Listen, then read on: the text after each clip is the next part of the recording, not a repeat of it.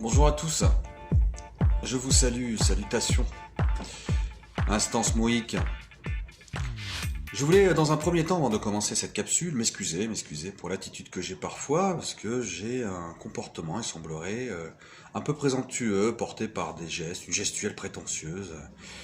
Et je voulais m'excuser tout simplement parce que je ne suis pas là pour développer un quelconque savoir autour de la psychanalyse, même si j'en donne l'impression et l'illusion, c'est juste pour toucher autre chose que ce que je dis. Quand je vous parle de Freud, de Lacan, et de bien d'autres d'ailleurs, et de la psychanalyse en général, du signifiant, de la jouissance, et ces concepts qui ont traversé les théories lacaniennes en règle générale. Lacan, bien sûr, est celui qui a porté l'étendard de la psychanalyse très très haut, dans les années 40, 50, 60, jusqu'aux années 70, une trentaine d'années pratiquement, il a su redorer le blason de la psychanalyse freudienne, qui était, elle, poussiéreuse, d'où ce fameux retour à Freud. Je m'excuse effectivement, mais je pourrais ne pas le faire, c'est simplement pour vous indiquer que les apparences sont trompeuses. Je voulais aussi vous indiquer qu'il serait bon pour vous de vérifier toutes les sources que je vous cite ou tous les propos que je tiens, les propos théoriques, vérifiés par vous-même, afin d'éviter toute approximation, erreur et autres dérapages de ma part. Dérapages théoriques, bien entendu. Pour revenir aux premières capsules, il y en a une qui était plutôt rigolote, j'avais envie de me lâcher, de plaisanter un peu sur l'homme aura. Vous vérifierez par vous-même qui était l'homme aura, par Freud. Vous verrez que ce que je vous raconte sur le rat, la cage et tous ces délices de la torture ne sont pas sortis de mon imaginaire, mais bien d'une histoire, d'un tableau clinique tenu par Freud à l'époque. Il y a toute une histoire autour de ça, je vous laisse le soin de vous y rapporter. Mais aujourd'hui, la capsule est tout autre. Je voulais simplement revenir sur Lacan. Lacan qui parle, lui, qui part, pardon, d'un postulat. Ce postulat, c'est ce fameux retour à Freud. Lui-même était psychiatre, issu d'une famille bourgeoise, de Vénigrier. Il savait très bien qu'on n'attirait pas les mouches avec du vinaigre, et il a su attirer son auditoire avec autre chose, un savoir alambiqué. Il avait bien compris que l'être humain avait besoin de comprendre, et moins il comprenait, plus il avait envie de comprendre. Et s'il ne comprenait pas, c'est qu'il était stupide. Donc il a joué un peu sur l'orgueil humain. Alors, en tant que psychiatre, pourquoi il est revenu sur Freud et pas sur Erikson, par exemple? Bien d'autres. Ou Charcot, qui était lui-même français. Ben, tout simplement parce que Freud avait quelques accointances et quelques idées proches de Nietzsche. Et on sait très bien que Lacan avait été touché par la pensée nietzschéenne. Je crois que en terminale, il avait lu l'Antéchrist de Nietzsche et ça l'avait bouleversé. Et Freud n'est pas loin de ça. Quand il n'a pas voulu d'ailleurs lui-même lire Nietzsche pour éviter d'être influencé par sa pensée foudroyante, la pensée foudroyante de Nietzsche. Mais leurs théories se ressemblent de très très près. De très très près. Le névrosé, c'est l'homme du ressentiment de Nietzsche, par exemple. Il suffirait d'aller y voir, d'y regarder de plus près. Nietzsche vient compléter Freud et Freud vient compléter Nietzsche. Nietzsche a quand même une façon de dire les choses qui est beaucoup plus frappante et Freud a ce côté on va dire, aristocratique, il y a une tendance au maniérisme littéraire. Alors que Nietzsche, c'est un coup de fouet dans la nuit ou un coup de tonnerre sous un ciel bleu. On va dire que c'est très surprenant, Nietzsche. Donc, Lacan est beaucoup plus, pardon, ça vient de secouer, vous le constatez vous-même. Vous l'avez senti dans votre corps aussi, là, on partage les sensations. Je disais donc, Lacan était beaucoup plus nietzschéen que freudien. On parle de retour à Freud, parce que Freud est quand même celui par qui beaucoup de choses ont pu être dites. En tout cas, il a su, lui, se laisser convaincre que la psychanalyse devait s'inscrire dans une dimension médicale, même si lui-même pensait que les médecins n'avaient rien à voir avec la psychanalyse elle-même. Donc Freud Lacan fait donc ce retour à Freud. Ce retour, quand on parle de retour, qu'est-ce que ça veut dire? On parle de révolution. Revolveré. Un retour, c'est une révolution. Donc il fait sa révolution avec Freud. Il y avait quelque chose de très politica chez Lacan. Il fait sa révolution avec Freud. Vous m'excuserez, j'ai les yeux un peu plissés, ça n'a absolument rien à voir avec des substances illicites que j'aurais pu prendre. C'est que comme la vérité est mi-dite, mon regard est mi-clos. Voilà. C'est un peu farfelu ce que je dis là, c'est pas du tout ça, c'est que les éclairages sont très forts et que je ne sais pas les régler. Pardon pour ce manque de technique. J'ai un tic aussi, je fais très souvent ça. Je me caresse mon petit bonsaï là, sous ma lèvre inférieure. C'est très sexuel, vous trouvez pas? Donc je disais, Lacan, plus nietzschéen que freudien, fait son retour à Freud, reprend les théories freudiennes, les développe autrement, apporte quelques nuances, remodernise la pensée freudienne et donne l'illusion, et c'est là où il est très fort,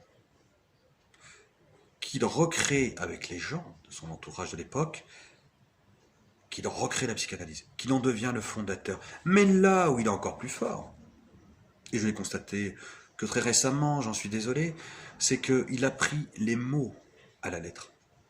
Il a été au cœur des mots, comme on va au cœur en psychanalyse de ce qui fait nouage dans le symptôme. Il a été au cœur des mots, comme le mot signifiant. Quand on regarde de plus près, ça signifie aussi signifier signum, et pas sigmund, c'est quand même curieux cet anagramme. Signum, qui signifie signe, vient du mot aussi, je l'avais déjà dit, effigie, statue, mais divisé, coupé. Voilà, donc il a été au cœur des mots comme jouissance, le mot jouissance, qui n'est pas rien non plus quand on y regarde de plus près, puisqu'il est accolé à bénéfice secondaire de Freud. Donc jouissance qui est un terme juridique, mais aussi un terme de consommateur, mais aussi un terme qui se rapproche de la nomenclature boursière, comme bénéfice secondaire ou commercial. Eh bien, ce mot-là a beaucoup à voir avec des familiarités théoriques. Je dis bien familiarité. Donc jouissance, il y a oui. Réflexion, flexion, tourner. Vous voyez, il y a cette notion aussi étymologique dans le mot réflexion de tordre vers, prendre une partie et la tordre suffisamment pour la faire rejoindre, tordre une partie d'un objet et la tordre suffisamment pour que cette partie-là vienne rejoindre la partie première de l'objet. Il y a une torsion qui se fait. Et chez Lacan, le tort revient assez régulièrement. Qu'est-ce que ça veut dire finalement? C'est qu'il a été suffisamment habile pour reprendre les mots et trouver dans les mots l'action que le mot propose. Je dis je réfléchis. Quand je dis je réfléchis, on peut, comme ça, sans y prendre garde, se dire, tiens, qu'est-ce que ça peut signifier? Je réfléchis dans mon miroir, mon reflet. Mais c'est autre chose. La réflexion, c'est quelque chose qui se tord. Voilà. C'est comme ces fameux cigares qu'il portait, là, qu'il avait aux lèvres, qui se tordaient. Ou ce nœud papillon, ce nœud, ce nouage. Qu'est-ce que ça signifie? Névrosé, le mot névrosé signifie aussi être attaché à, noué à. Tout simplement. Il a mis en scène ce que les mots, la profondeur des mots, le sens premier des mots, il les a mis en scène. Il a été en représentation. Il a mis les mots en représentation. Alors bien sûr, il y a eu des images comme le tord. Alors on voit les gens se tordre autour du tord. Il a dû se tordre de rire lui-même. Rappelez de cette image du tord.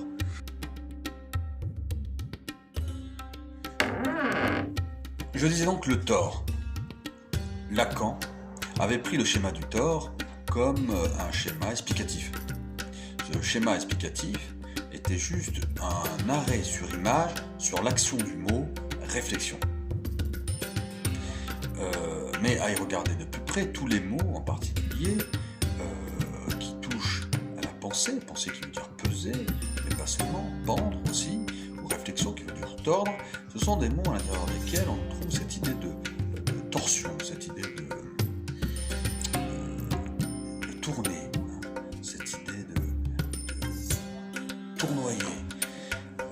y a quand même cette notion dans certains des mots de la langue française, cette notion de tournoiement, de poterie, de fer. Eh bien, cette image, ce schéma du tort, dit quelque chose sur la façon que nous avons de prendre un objet et de tenter de le saisir. On fait le tour de l'objet sans le saisir. Et c'est à partir de cette place vacante, laissée vacante, sujet, ça signifie aussi sujet, l'étymologie du mot sujet, j'insiste bien là-dessus, sujet signifie aussi jeter dessous, mais place laissée vacante. Il y a en nous une place laissée vacante. Voilà. Il y a des vacances permanentes en nous. N'attendez pas les congés pour pouvoir les vivre, c'est tout le temps que nous sommes en vacances. Et justement parce que nous sommes en vacances, nous faisons en permanence le tour de l'objet. Nous sommes sur notre petit carrousel à tournoyer et à tenter d'aller au cœur de l'objet. Eh bien, en faisant le tour de l'objet, si on devait dessiner chaque partie, chaque trait, le fameux trait lunaire, chaque trait de tentative de captation de l'objet, chaque trait étant un arrêt sur image, eh bien, si nous devions prendre en photo chaque trait de l'objet que nous tentons de prendre, progressivement, nous dessinerions un tore. Et bien sûr, un tore vide à l'intérieur, puisqu'on dessine à partir du vide, si nous faisons le tour de l'objet, de part et d'autre, en haut, en bas, à gauche et à droite, et en apportant une petite rotation à chaque fois, eh bien nous dessinerions un tore avec au milieu un trou, et à l'intérieur de ces trous, de ce tore, un creux, une espèce de peau. Voilà. Donc, pour en revenir à ce que disait Lacan n'a fait que reprendre le sens profond des mots pour leur donner l'action dont le mot est porteur, et de cette action, il en a tiré des schémas. Et ce qu'il y a de curieux dans l'école lacanienne, c'est que personne n'en parle de ça. Alors, soit la plupart des gens, des lacaniens, ne savent pas du tout de ce qu'ils disent, soit ils s'arrêtent à des mots, justement, à des concepts, et les répètent à tort et à travers, en ayant l'illusion, l'impression et le sentiment qu'ils en savent quelque chose, pour faire école, pour servir un discours. Soit ils n'en savent rien, soit ils en savent quelque chose, mais ils préfèrent ne rien dire sur cette tentative pour Lacan d'avoir voulu aller au cœur, au fondement même du mot, comme il a été au fondement même de la théorie. Comme pour donner l'illusion, je dis bien l'illusion, c'est un illusionniste, après tout, l'illusion qu'il est le créateur même des mots. Je le pense. Il a joué, et il a bien joué, et il a mis en scène, avec, je le répète, ses nouages, ses cigares torsadés, ce qu'il en était des mots, ce qu'il en était de la pensée, ce qu'il en était de lui-même, d'ailleurs. La psychanalyse lacanienne n'existe pas. Il n'y a pas de psychanalyse lacanienne. Il y a de la psychanalyse, bien sûr, c'est-à-dire qu'on va dénouer, on va couper, parce que le psychanalyste coupe. Il passe son temps à couper, le psychanalyste. Il apporte des césures.